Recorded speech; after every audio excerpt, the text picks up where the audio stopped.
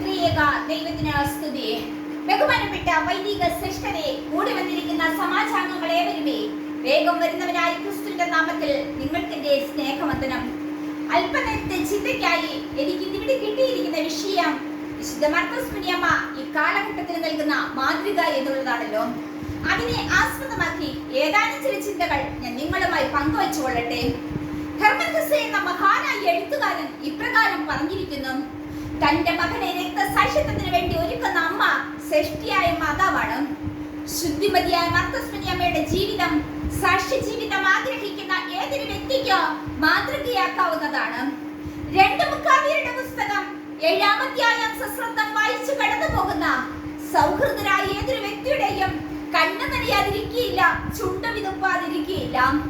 തങ്ങളുടെ പൈതൃകമായ സത്യവിശ്വാസ സംഗതികൾ തച്ചുടയ്ക്കുവാൻ തുനിഞ്ഞിറങ്ങിയ അന്ത്യോക്യോസ് രാജാവിന്റെ പതനത്തിലേക്ക് നയിച്ച അതുല്യ വിശ്വാസ പോരാട്ടത്തിന്റെ സഹനത്തിന്റെ കനൽവഴികളെ തുനിക്കുന്ന ആത്മാക്കൾക്ക് എത്രയോ പ്രചോദനായികമാണ്. ഗുരുവായ എലിയാസറിന്റെയും ശുദ്ധിമതിയായ മർത്തസ് മുനിയമ്മയുടെയും 7 സഹോദരന്മാരുടെയും വിശ്വാസ പോരാട്ടം മാതൃകയാക്കുമ്പോൾ ഹൃദയത്തിൽ ഉറക്കേണ്ട ചില ബോധ്യങ്ങളുണ്ട്. 1. തങ്ങളുടെ വിശ്വാസത്തെ കുറിച്ചുള്ളതായ വ്യക്തമായ ആഴമായ അറിവ്. 2. തങ്ങൾ ആശ്രയിക്കുന്ന ദൈവത്തിനുള്ളതായ വിശ്വാസം. 3. വിശ്വാസ വഴിയിൽ ഒരമ്മ പകർന്നു നൽകിയ ബോധ്യങ്ങളോ പ്രതിസന്ധികളെ സ്ഥൈര്യതയോടെ മുന്നേറുവാൻ പ്രതിപാദിക്കുന്ന ആശയ സംവേദനങ്ങളും. ഇവയ്ക്ക് തമസ്കരിക്കപ്പെട്ടു പോകുന്ന ഇക്കാലത്ത് വനിതാ സമാജ പ്രവർത്തകരായി നമുക്ക് ഇവ നമ്മുടെ ജീവിതത്തിൽ ഒന്ന് പ്രാവർത്തികമാക്കുവാൻ പരിശ്രമിച്ചാലോ അതിന് ഏറെ സഹായമാക്കുന്ന ഒരു വേദവാക്യം പരിചയപ്പെടുത്തിക്കൊണ്ട് എന്റെ പ്രസംഗം പര്യവസാനിപ്പിക്കുവാൻ ആഗ്രഹിക്കുന്നു.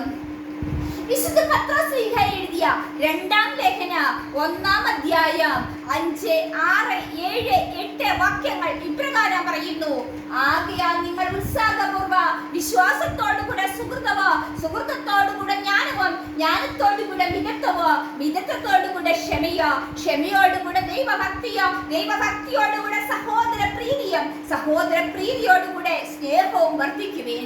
എന്നാൽ ഇവ നിങ്ങളിൽ വർദ്ധിക്കുകയും കാണപ്പെടുകയും ചെയ്യുമ്പോൾ നമ്മുടെ കർത്താവ് യേശുക്രിസ്തുവിന്റെ സ്നേഹത്തിൽ നിങ്ങൾ അലസരും നിഷ്ഫലരുമായി ഭവിക്കയില്ല. ഈ വാക്യം ശക്തമായി നമ്മെ ഓർമ്മപ്പെടുത്തുന്നത് വീര്യത്തിലേക്കോ പരിജ്ഞാനത്തിലേക്കോ സുഹൃത്തത്തിലേക്കോ വളരാത്ത വിശ്വാസ ക്രമേണ യാന്ത്രികമാകും, നശിച്ചു പോകും.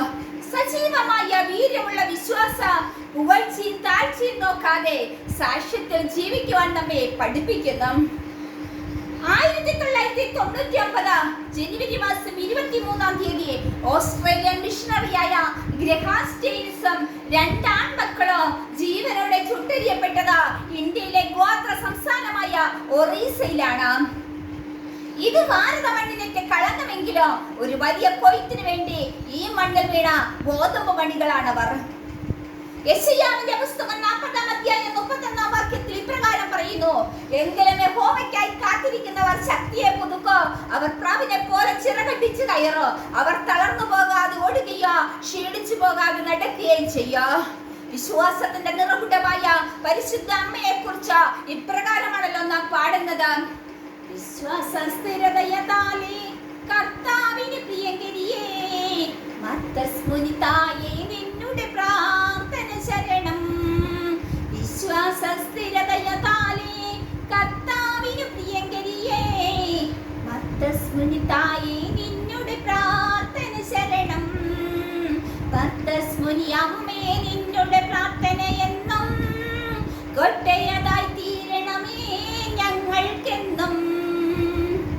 വിശ്വാസത്തിന്റെ നായകനും പൂർത്തി വരുത്തുന്നവനുമായ ക്രിസ്തുവിനെ നോക്കി ഓട്ടസ്ഥിരതയോടെ ഓടേണ്ടതാണ്. വിശ്വാസത്തിന് പരിശോധനയുണ്ട്. കഷ്ടതയിൽ ഇളകിപ്പോകാതെ വിശ്വാസത്തിന് വേണ്ടി ഉറച്ചു നിൽക്കുക. സഭ പീഡനത്തിലൂടെ കടന്നുപോയപ്പോൾ വിശ്വാസത്തിന് വേണ്ടി ഉറച്ചു നിന്ന അനേക രക്തസാക്ഷികളായി. രക്തസാക്ഷികളുടെ രക്ത സഭയുടെ വിളിയിട്ടായി. വിളി കേട്ട് ഇറങ്ങിയ ജനം വിശ്വാസത്തിനാൽ ഉറച്ചു നിന്നതിനാൽ സഭ വളർന്നു. അതുകൊണ്ട് പ്രിയമുള്ളവരെ, ശുദ്ധിമതിയായ മർത്തസ് മുനിയമ്മയോ ഗുരുവായ എലിയാസറും 7 സഹോദരന്മാരും കാട്ടിത്തന്ന വിശ്വാസ സ്ഥൈര്യ മാതൃകയിൽ സത്യവിശ്വാസത്തിലൊക്കെയോ വൈശിഷ്ട്യത്തോടെ മുന്നേറുവാൻ സർവശക്തനായ ദൈവം തമ്പുരാൻ നമ്മെ സഹായിക്കുമാറാകട്ടെ എന്ന് ആഹ്വാനം ചെയ്തുകൊണ്ട് ജീസസ് ക്രൈസ്റ്റ്.